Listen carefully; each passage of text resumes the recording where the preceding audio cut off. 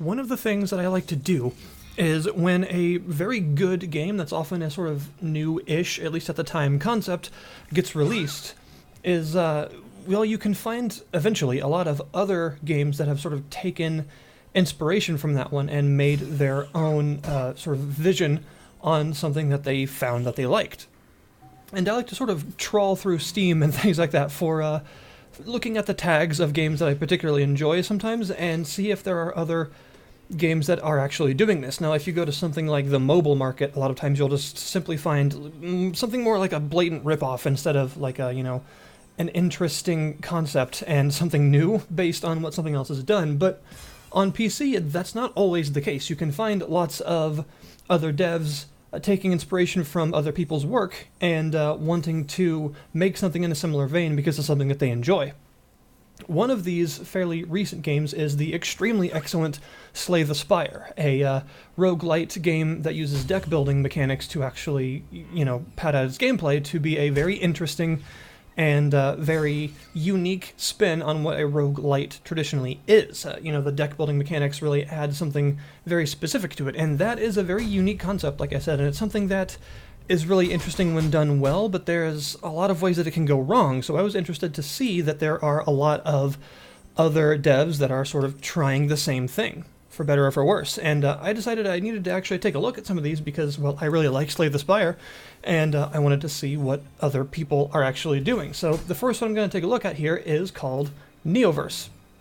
And Neoverse is currently in early access, but it has a pretty large amount of content already. We're talking about 3 playable characters, 4 sort of, not stages exactly, but like 4 levels, you could say, because each one can have different tile sets and the like. About 70 enemies to face and about 300 cards.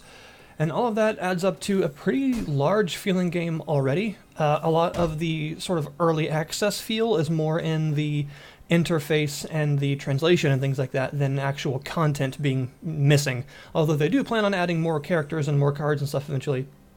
And have actually been really good at taking community feedback into consideration, and things like new cards and maybe even new characters in the future are definitely heavily based on what the community has come up with for them. And there have also been a lot of bug fixes and things already. Even just really small bugs, like a card text being weird, a little bit on the wonk. They have been very good at actually taking feedback into consideration for all that and fixing it quite quickly, which I enjoy seeing. So Neoverse is, just like Slay the Spire, a rogue-lite game, as in, permadeath, one run, try and make yourself stronger, but using a deck building mechanic. And just real quick here, if you're unfamiliar with what a deck builder actually is, it's different from a CCG. It's not a trading card game. It involves cards, yes, but it's not the same thing. The big difference is in a trading card game, you build your own deck before you start out of a certain number of cards, usually around 60. And it has, specific strategies within it and all that stuff that you've created that you want to do with it when you're actually playing. And when you begin the game, you have all of those cards available to you, and you can draw and play. Whereas in a deck builder, you start with a very small number of cards in a sort of starter deck that you don't really get a lot of control as to what it is. It's usually decided for you based on like the character you're playing or whatnot. And you're meant to actually create a better deck than that by progressing through and getting new cards and adding them to the deck. And one of the other differences here is that in a trading card game, it's considered, bad balance, obviously, if there are just cards that aren't as good as other cards and that you wouldn't want to use, because things are supposed to be viable in multiple ways. You wouldn't just want a card that is objectively worse than everything else that it can do. But in a deck builder, it's actually okay to have objectively bad cards that you don't want, because more often than not, the essence of a deck builder is to highly optimize your deck, and actually taking out cards is a mechanic that's in these games, because removing things that you either no longer need because you have objectively better versions of, or that you didn't want in the first place because an enemy gave them to you, those are all actually legit mechanics. So yeah, they're different, and it's a really cool thing because for a long time there weren't really any digital deck building games in a big way, but now there are, and that's pretty cool. So this game is focused on its character system, very much like Slay the Spire. You have 3 characters, although each has several different starting decks that you can choose from instead of just the normal one. And that is basically because each character has its own set of strategies that you can employ with them, depending on what of their mechanics you want to use more than others. Very much like Slay the Spire. And these starting decks actually basically make it easier for you to go for one of the various mechanics or another, or just make a sort of average deck that is safer, if you get what I mean, so that, you can either, if you really know what you're doing, build up from the start towards a certain strategy, but you will be sort of locked out of other strategies because you just won't have the cards for it, so you don't have as much to fall back on if things go wrong. Or you can play the safer route and, just start with a very average deck that has options of all their strategies and then build it up from there sort of dynamically as you go. Which is a good mechanic, and that's how it's really supposed to work, and that is something that some games of this vein have actually not done very well, is actually diversify their character strategies and make them all viable and all enjoyable in their own different ways, but that is something that Neoverse does actually nail. The three characters play wildly different. One of them is a sort of sword and gun user that actually has various mechanics relating to either sword attacks, gun attacks, and oftentimes the radioactivity status effect, which is basically poison. And you also have this character in the background right now, who is a summoner, which is pretty cool because I've never actually seen a sort of summon or pet-based character in a deck builder like this. So that was fun to discover, and she's actually really fun to play.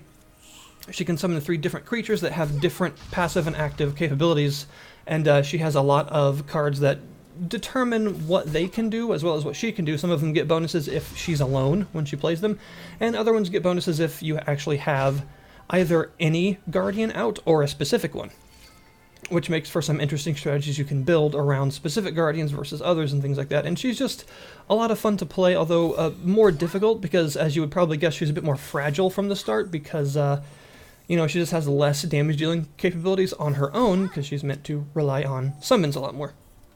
And then the last bit of footage that you see here will be of my favorite character in the game, which her name is Claire, and she is an interesting character because she is a cleric.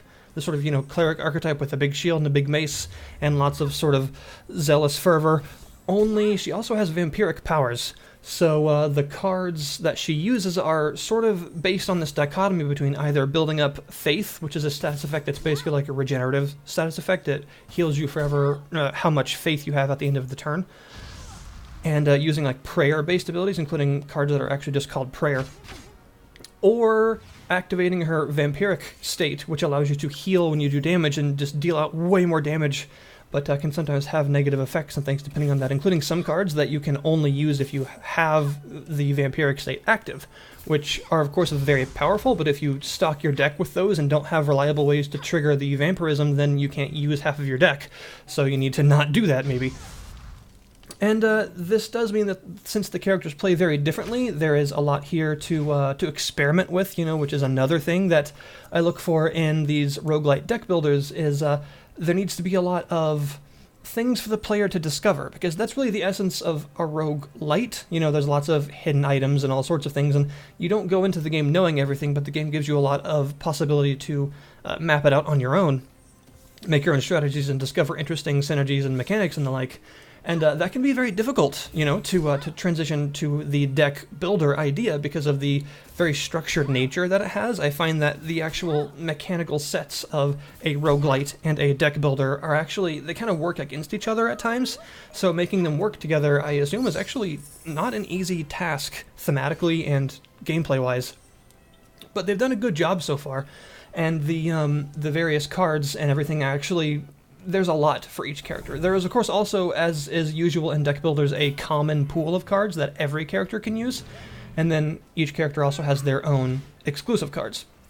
And like I said, there are about 300 cards right now, so there's a lot of stuff to actually discover and a lot of strategies to uncover for yourself. And there's also a lot of enemy variety. As you see here, I'm basically fighting Cthulhu's face, because, why not? And it's a very challenging game. It's not as challenging as Slay the Spire, I'll say that from the bat, but it is quite difficult, and I do like that there are actually 2 paths for you to take when you start. When you actually go through from level to level, you can choose between 2 different activities, I guess, like a battle or an elite battle or a shop or whatever, and then each of those will have 2 more that branches off of it. But at the very, very beginning of every world, you can also choose a sort of easier path or a harder path. And of course, the easier path is just generally more normal battles and average things. The harder path is more elite battles, but also a lot more loot. And that makes for a kind of interesting way to actually add a difficulty option without actually adding a specific, like, easy, normal, hard slider or something. It's a bit more dynamic than that. You can actually change in mid-run which paths you want to go down, which is cool. I guess depending on how confident you are, you may choose one or the other as your build progresses. So there is a lot here to enjoy. It's an interesting game. I will say that it does have its problems, though. It is an early access. One of the problems is I've noticed some of the backgrounds are very clearly the sort of like Unity pre-baked assets for you to use, and to be fair, they at least are being repurposed in a more creative way than we have unfortunately seen on Steam a lot of the times. So I don't mind that so much. But if they could maybe eventually replace some of those or work with a lot of those to alter them from their sort of vanilla states and make them unique, that would be pretty cool. And the translation to English is also imperfect. I mean, this isn't something I'm gonna rail on them too hard for, because if you're not a native English speaker and you're an indie developer, it can be difficult to actually, you know, get a good translation to English that doesn't sound a little stilted here and there, because you either have to get a professional translation done, which costs a lot of money, or have the community help you as you grow the game with actually making things sound a little bit more natural, and that takes a lot of time. So I'm not going to complain right now all that much. The general ideas, the card descriptions and all that are they're fine. You know, you can understand what it says, they're just fine. It's just that occasionally some of the dialogue and some of the other things, like the descriptions of the keywords from the cards and things, they're a little bit stilted, and they could use a bit more work in terms of polishing them up for like a really good sounding English translation. But again, it's an indie game, and I'm not going to complain about that too much, because I know about the expense and either money or time that comes along with doing that sort of thing. It takes a little while, and that's fine. There are also some weird problems here and there. I appreciate the different animations, like the fact that even different cards that are both melee attacks, for instance, will actually use different melee animations, and the fact that if you have a shield or you have armor up when you get attacked, your character will actually block. Stuff like that. I appreciate the animations, but occasionally I've noticed the animations actually bug out slightly, and they either seem to play too fast, or they kind of like play in a very choppy way, like they get stuck halfway through and then resume a little bit after that, and it makes it seem like they're kind of like fast forwarding or something. It's an odd, I'm not entirely sure what causes this, but I've noticed it less and less as the updates continue on, and to the point where in this footage I don't think there's even an example of it shown, which is good. I think that either they are really hammering down on that, or it was just a very small, very specific circumstance that doesn't really happen so much anymore. Either way, I just wanted to say that it's there, because it's an early access game, and it would be remiss of me not to, you know, say what might need to be looked at, because that's part of the point. This is available for $18 currently. They have said that the price will potentially increase as the game, well, really not as the game develops. The description says something more along the lines of it'll probably increase when it's actually fully released. So if you do want to get in on it, I suppose now would be an alright time, because it is very stable, it's very functional, and there's a lot of content here. So if it interests you, then there's not really anything wrong with at least trying it out. And $18 isn't bad, actually. I would say I hope they don't raise it too much more from that, but if they add a bunch of new characters and stuff like that, I guess it's hard to say exactly what's fair. But I appreciate the game for what it is. I think it is very different enough. You know, it's differentiated itself enough from something like Slay the Spire to be its own game, and although it has the spirit of games of that vein, it's really cool to see anything like this done by anyone else, because, well, if I see a game that I really like Slay the Spire, then I definitely want to see other games that are doing a similar thing, because maybe I like them too, and that's what's leading me around Steam right now to look for similar stuff.